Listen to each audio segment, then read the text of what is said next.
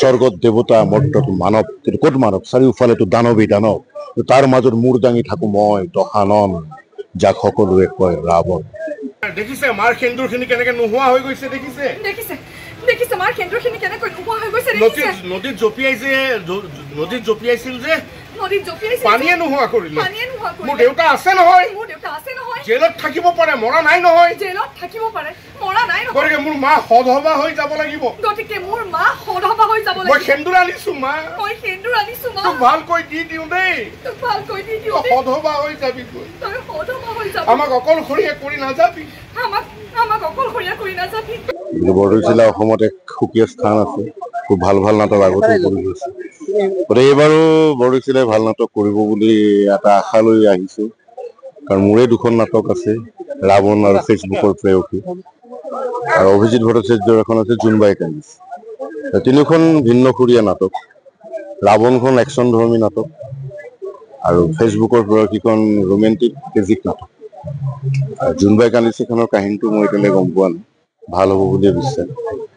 গতিকে আশা কৰিছো দৰ্শকে নাটক যিহেতু চাব খুজে আৰু আমি নাটক কৰিবৰ কাৰণে চেষ্টা কৰিম, আৰু মই বিশেষকৈ যিমান থিয়েটাৰত এতিয়ালৈকে আছো পৰাপক্ষত মই নাটকতহে বেছি গুৰুত্ব দিম।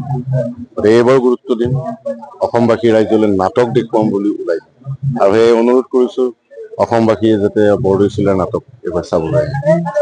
ষ্টাফ ভাল, গোটেই মঞ্চৰে আমি মানুহ মেক্সিমাম আছে, আৰু প্ৰতিষ্ঠিত অভিনেতা অভিনেত্ৰীক লৈ কৰিছে। ইতিমধ্যে তেওঁলোকে নিজৰ নিজৰ দক্ষতা অসমবাসীৰ আগতেও দেখুৱাইছে। অঞ্জলি চেত্ৰী, যোগেশ কাশ্যপ, যিখিনি আছে শিল্পী, বিশ্বাস এটা আছে ভাল। মই থকা নাট্য দলটোত মোৰ নাটকখনত মই কৰোৱেই। ৰাৱণখনত আচলতে একশ্যন ধৰ্মী নাটক ৰাইজে বিচাৰে, গৰম নাটক, গতিকে দিবলৈ চেষ্টা কৰিছো, চাওঁ। খুব হট লিগেল পুলিচ, যাক মানুহে ৰাৱণ বুলি কয়। মাজে মাজে মোৰ খং উঠিলে মই দুটামান সংলাপ চিঞৰি চিঞৰি কওঁ, স্বৰ্গত দেৱতা মৰ্ত্যত মানৱ, ক'ত মানৱ চাৰিওফালেতো দানৱেই দানৱ, তাৰ মাজত মূৰ দাঙি থাকো মই দশানন, যাক সকলোৱে কয় ৰাৱণ। এনেকুৱা ধৰণৰ ডাইলগ থাকিব।